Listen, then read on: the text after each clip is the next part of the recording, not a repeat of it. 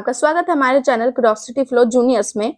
और आज हम स्टार्ट करने वाले हैं अंडरस्टैंडिंग क्वाड्रिलेटरल्स। हमें क्या है, कुछ वर्ड समझने पड़ेंगे पहले। जैसे पहला वर्ड आपका आता है प्लेन कर्व। ओके, तो प्लेन कर्व क्या होता है, देखिए, lifting a pencil of from the paper, बिना पेपर से पेंसिल को उठाए। ठीक है, लाइक क्या है कि आपको पेपर पे पेंसिल रखनी है और आपको अपने हाथ चलाने हैं। आप जितने भी शेप ऐसे रख के बना सकते हो वो सब आपके कर्व है। ठीक है, जैसे ये बनाया बिना पेन उठाए। ठीक है, बिना पेन उठाए।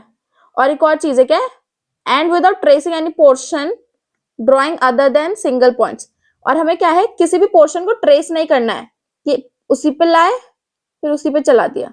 हमें क्या है, एक ही जगह पे दो बार पेंसिल नहीं चलानी है, एक बार एक बार एक बार एक बार, फिर दूसरी बार नहीं होना चाहिए। ठीक है, तो you get a plane curve. तो जितने भी शेप्स आप बिना पेन उठाए बना सकते हैं, ओके, वो सारे आपके क्या होते हैं, प्लेन कर्व होते हैं। ठीक है, कोई भी शेप हो सकता है, बस आपको पेन नहीं उठाना है और लाइन के ऊपर लाइन नहीं लगानी है। ठीक है, तो अब देखिए, अब हम क्या समझते हैं, a simple closed curve made up of only line segments is called polygon. Okay, कि पॉलीगन क्या होता है। ओके, तो पॉलीगन के लिए क्या बोला है, एक सिंपल क्लोज्ड कर्व। ठीक है, ऐसे ही जो अभी आपने कर्व समझा, ठीक है, कि कोई भी कर्व होगा but made of only line segments, वो सिर्फ क्या है, लाइन सेगमेंट से बना होगा। लाइन सेगमेंट तो आपको पता है ना, कि आपको दोनों तरफ से उसके एंड पॉइंट पता होता है, मतलब बिल्कुल स्ट्रेट लाइन। ठीक है, इसको हम बोलते हैं लाइन सेगमेंट। तो जितने भी शेप आपके लाइन सेगमेंट से बने होते हैं उनको हम पॉलीगन कहते हैं।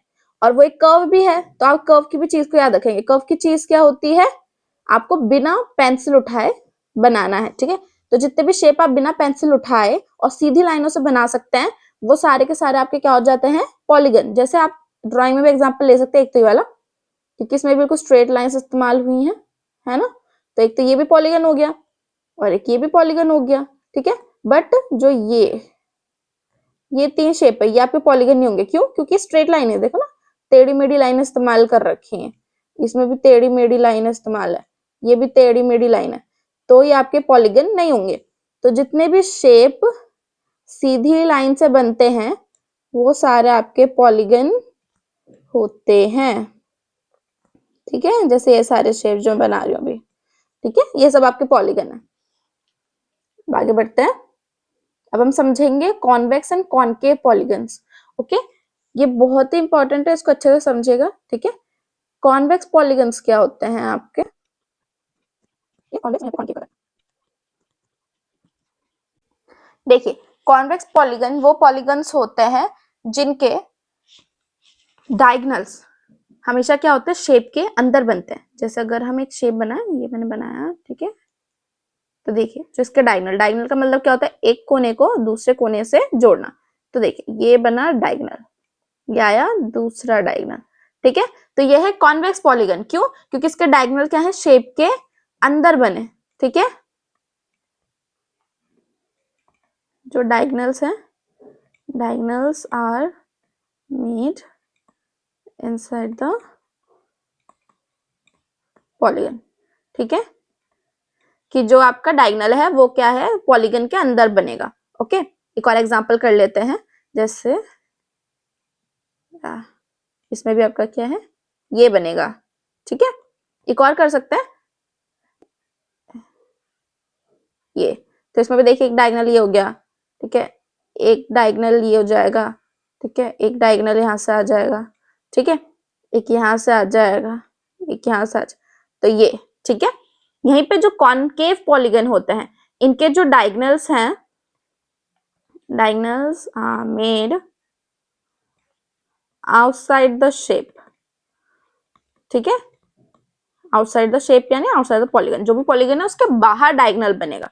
ठीक है, जैसे एक शेप बनाते हैं,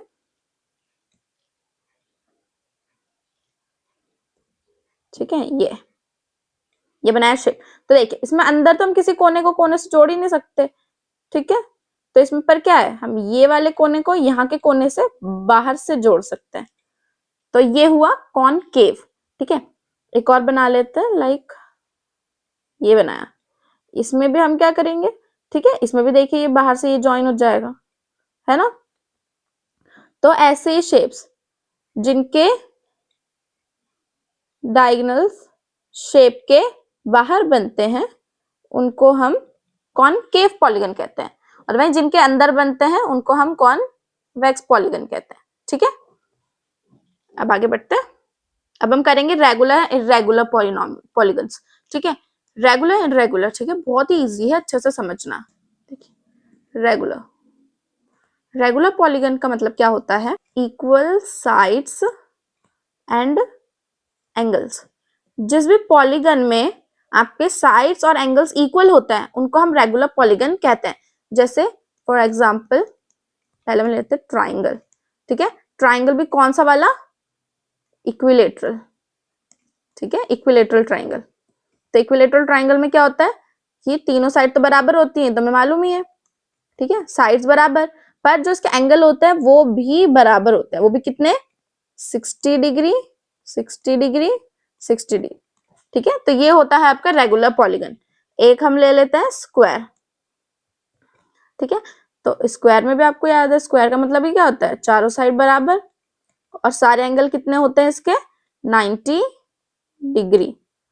तो ये भी आपका होता है रेगुलर पॉलीगन। ठीक है, तो इसमें आपको ना शेप्स के नाम याद रखने कि रेगुलर पॉलीगन में जो 3 साइड्स का रेगुलर पॉलीगन होता है, मतलब 3 साइड का ऐसा शेप जिसकी साइड्स और एंगल बराबर होती हैं, वो होता है ट्राइंगल। मतलब ट्राइंगल भी कौन सा, इक्विलेटरल वाला। ठीक है, आइसोसेलेस और स्केलिन नहीं लिखेंगे आप इसमें, इक्विलेटरल ट्राइंगल।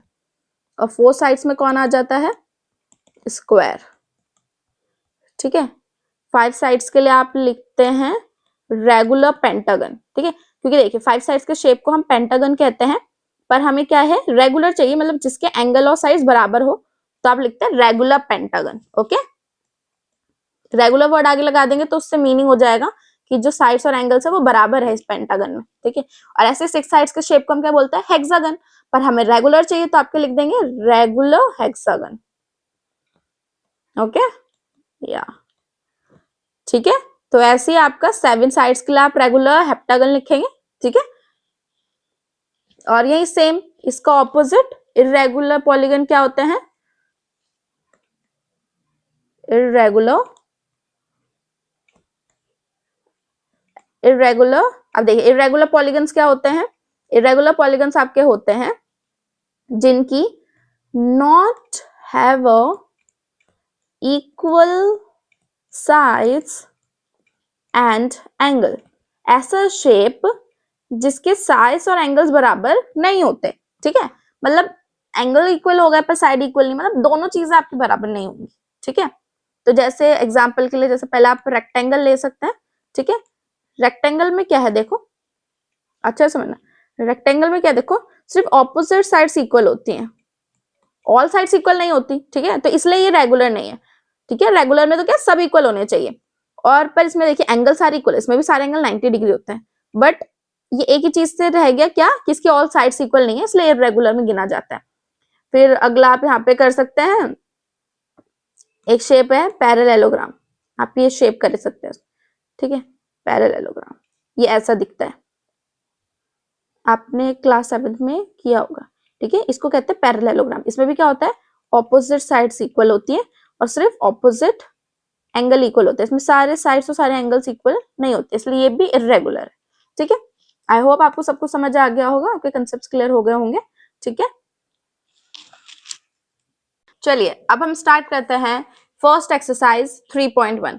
ओके, तो फर्स्ट क्वेश्चन देखिए, गिवन हियर सम फिगर्स, कि यहाँ पे क्या आपको कुछ फिगर्स दिए, 8 फिगर्स, इन्हें हमें क्लासीफाई मतलब बांटना है इन सब चीजों में। ठीक है, नीचे जो ABCD लिखे, तो जैसे देखिए पहला ए क्या है, सिंपल कर्व, हमें इन्हें सिंपल कर्व में बांटना है। तो सिंपल कर्व का मतलब क्या है, जैसे अभी आपने पढ़ा, कर्व मतलब क्या, ऐसे शेप्स जिन्हें आप बिना पेन उठाए बना सकते हैं और बिना किसी लाइन पे दोबारा लाइन ले जाए बना सकते हैं। ठीक है, तो जैसे फर्स्ट शेप को देखिए, अगर यहाँ से स्टार्ट किया जाए तो आप इसको बिना पेन उठाए बना सकते हैं, तो 1 तो करेक्ट हो गया। 2 को भी देखिए, इसको भी आप बिना पेन लिफ्ट किए बना सकते हैं। थर्ड वाले में देखिए, आप अंदर का सर्कल तो बना लेंगे, बट बाहर के सर्कल के लिए आपको तो पेन उठाना पड़ेगा, है ना, तो ये नहीं होगा, नो। और ये देखिए, ये भी आप बिना पेन उठाए बना लेंगे, पर इसमें दिक्कत क्या है कि आपको लाइन से लाइन को कट करना पड़ रहा है। ठीक है, तो ये चीज इसमें नहीं हो सकती, तो ये भी कैंसिल।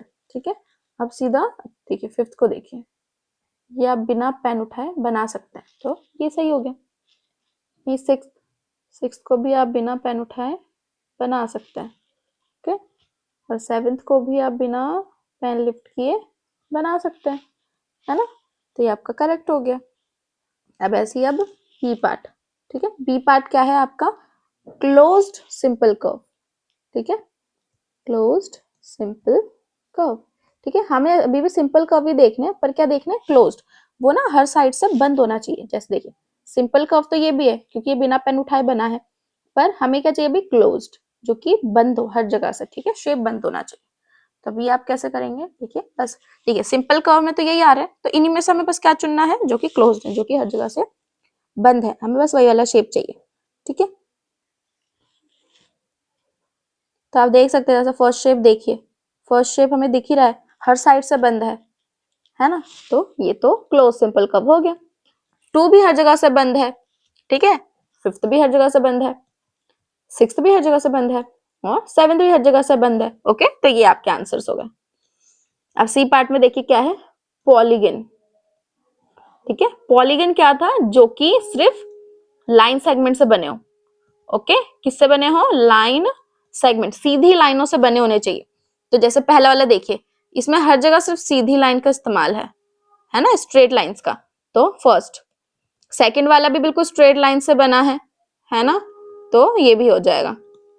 ठीक है, अगला थ्री और फोर तो आपके कर्व ही नहीं है।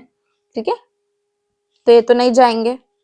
अब आगे देखिए फिफ्थ, फिफ्थ में तो बिल्कुल भी कोई सीधी लाइन यूज नहीं है, सिक्स्थ में भी कोई सीधी लाइन यूज नहीं है, सेवन में भी कोई सीधी, देखिए बस दो ही सीधी लाइन है, एक तो यहाँ वाली और यहाँ वाली, बट ये पूरा गोल हो गया ना, तो ये गलत हो जाएगा। ठीक है, तो अब पॉलीगन में सिर्फ आपके वन और टू।